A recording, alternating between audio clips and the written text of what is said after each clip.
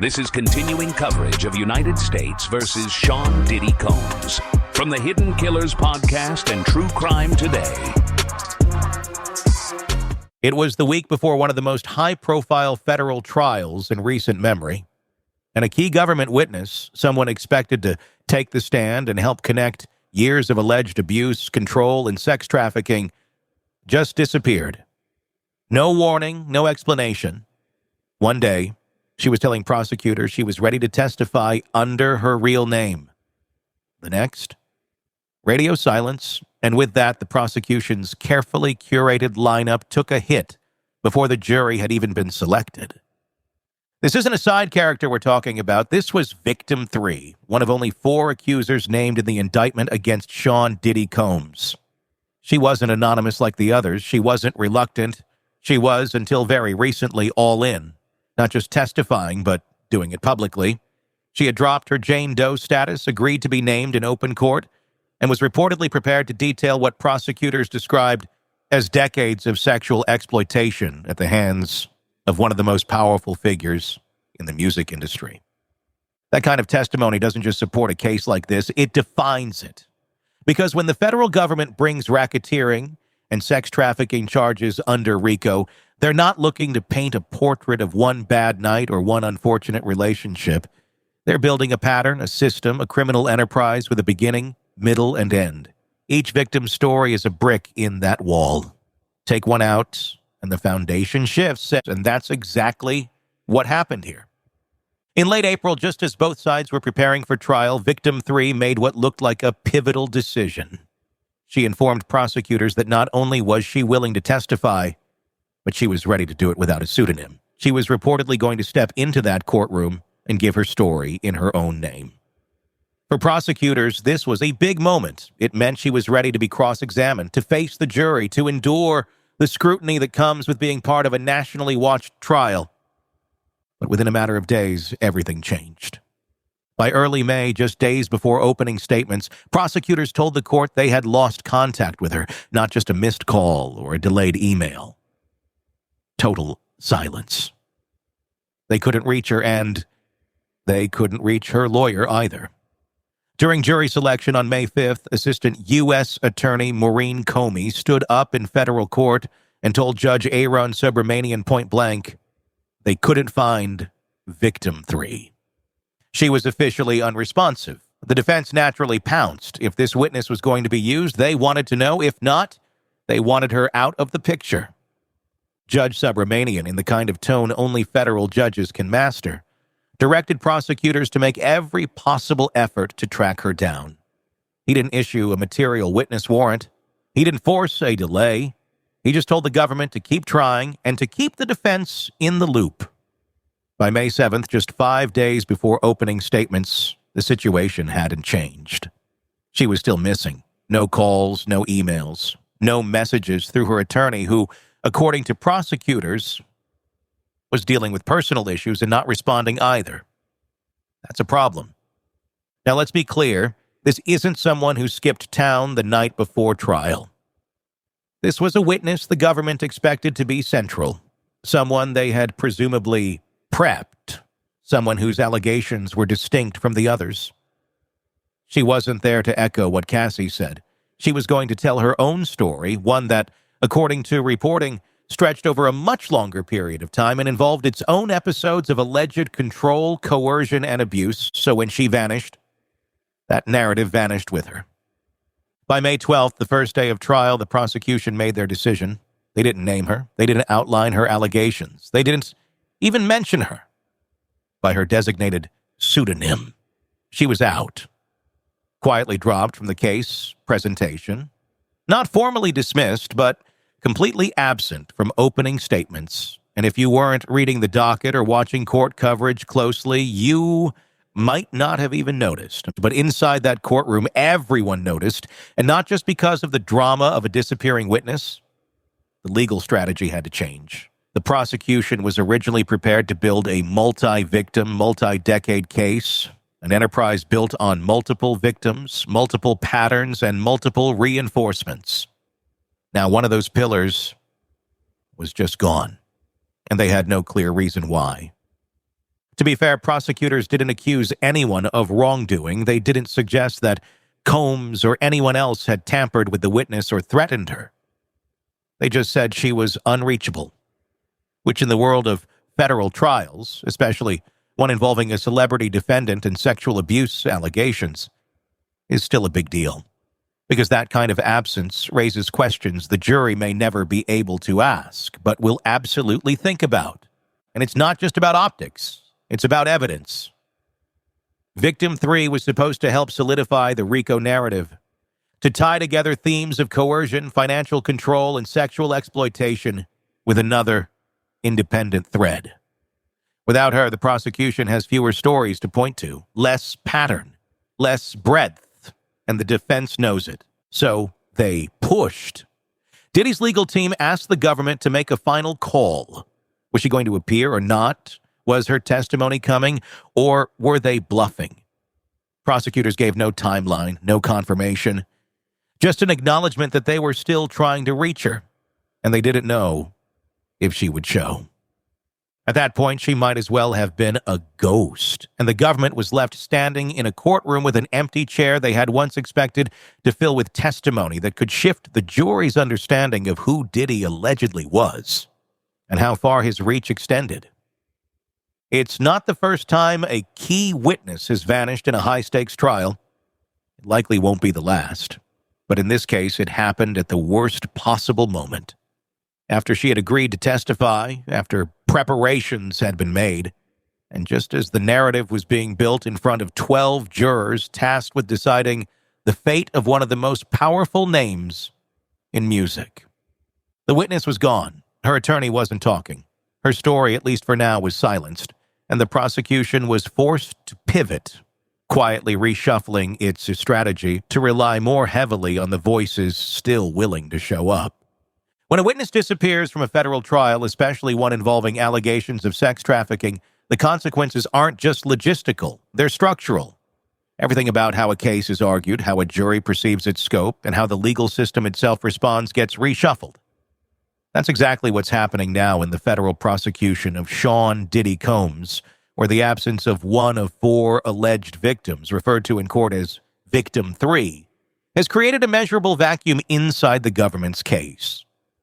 Her story wasn't just expected to complement those of the other accusers. It was part of the spine of a RICO prosecution that hinges on proving not just what allegedly happened to one person, but that what happened was part of a larger, repeatable pattern. And now it's gone. In a federal criminal trial, a missing witness means more than a canceled testimony slot. It means that unless certain legal thresholds are met, the jury can't hear a word of that person's story. There's no transcript reading, no video deposition, no secondhand summary from an investigator or a therapist or a friend. Not unless the defense had a chance to cross-examine her previously. Or unless prosecutors can prove the defendant caused her absence, neither of which, according to court filings and the public record, has happened here. So whatever Victim 3 may have said to investigators or even to prosecutors is now functionally irrelevant. It's inadmissible. That alone shifts the courtroom landscape. The jury has no access to her allegations. Her story, if she told it at all, can't be used to build the prosecution's argument. It's like removing a scene from a movie that wasn't just important for character development, it explained the plot. And this particular story matters because of how the charges were structured.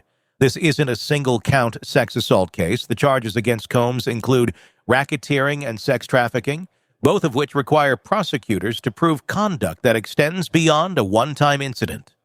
The racketeering charge, in particular, calls for a pattern of criminal behavior, a coordinated enterprise that involves multiple victims, events, and means. Each victim's testimony is one thread in that tapestry. When you pull one out, the tapestry doesn't necessarily fall apart, but it does start to thin. With Victim 3 gone, prosecutors are now relying on the remaining women, Cassie Ventura and 2 Jane Does, to carry the full burden of establishing that pattern. Those women are testifying about serious, graphic, and highly detailed allegations, but the loss of an additional voice inevitably narrows the prosecution's reach. Instead of hearing from 4 alleged victims covering a span of decades, jurors are now hearing from 3. One of them, Cassie, has already settled a civil suit with Combs. The other 2 remain pseudonymous. That's not disqualifying, of course. Courts recognize the value of protecting vulnerable witnesses, particularly in sex trafficking cases, but from a narrative perspective, from a strategy perspective, and from a jury psychology perspective, it matters. Because jurors notice who's there and who isn't. They don't need to hear a judge say victim 3 is gone. They can infer that when the prosecution introduces a victim in opening statements and never follows up, or worse, when they don't introduce her at all, that silence carries weight. The defense, while barred from explicitly naming absent witnesses or speculating on their disappearance, can still highlight the gaps. They can ask pointed, technically innocuous questions like, "You've only heard from 3 accusers. For a case about a criminal enterprise, don't you expect to hear more?" And they can press that idea further in closing, under the umbrella of reasonable doubt. Ladies and gentlemen, the government says this was a pattern, but where's the rest of the pattern? They're not breaking any rules by asking those questions. They're doing their job. And unless prosecutors find a legal foothold to bring victim 3's story into the courtroom, an admissible prior statement, a qualified recording, or proof that Combs or someone acting on his behalf caused her to back out, it's going to stay out. Forfeiture by wrongdoing, the legal doctrine that allows a witness's prior statements to be used if the defendant caused their unavailability, doesn't apply here. Not unless prosecutors can show evidence, emails, calls, payments, threats that links Combs to victim 3's disappearance. And so far, they haven't made that claim. And in fact, they've been very careful not to. Publicly, the government has only said that they lost contact with her and haven't been able to reach her attorney. They haven't implied witness tampering. They haven't requested a material witness warrant. They haven't even floated the idea that she might be in danger. From a courtroom perspective, it's a dead end. And under federal rules of evidence, that means her absence is just that, an absence. The prosecution can't fill in the blanks with implication or emotion. They have to move forward without her. Which brings us to the ripple effect, how this loss reshapes the architecture of the trial. Without victim 3, the prosecution loses not only a set of allegations, but also the power of corroboration.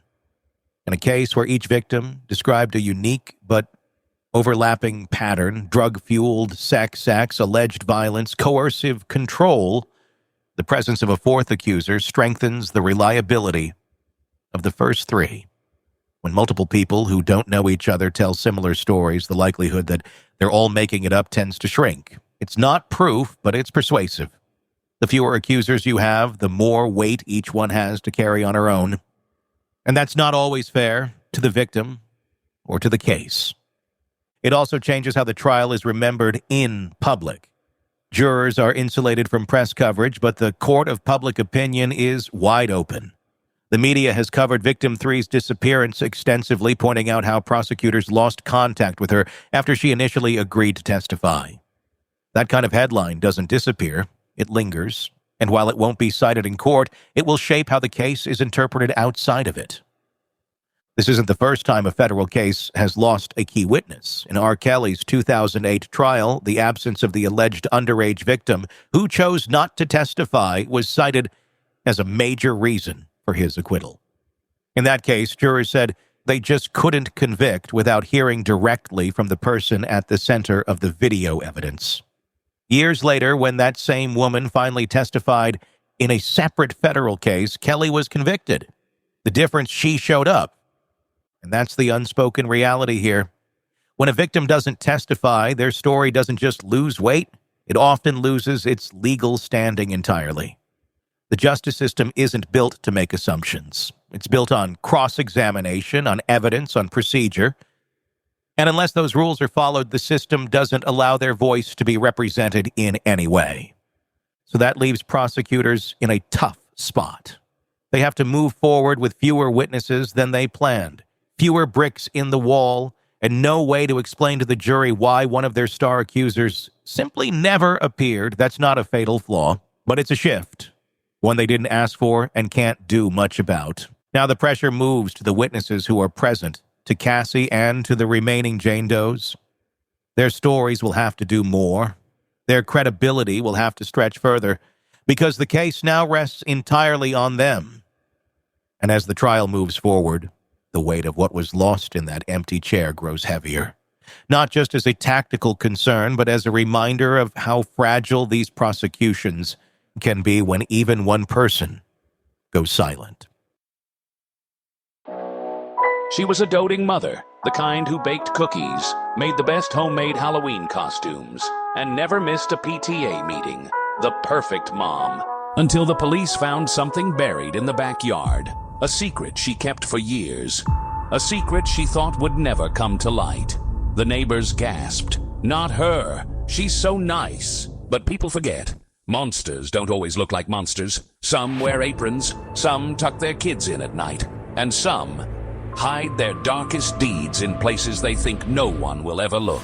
If only someone had heard the warning signs, had recognized the patterns from an eerily similar case on Hidden Killers with Tony Brueski. If they had only subscribed to True Crime Today Premium Plus on Apple Podcasts, they could have listened ad-free before anyone else and saved themselves from baking cookies with a serial killer. Instead, well, they won't be RSVPing to this year's PTA meeting. Subscribe now to True Crime Today Premium Plus on Apple Podcasts.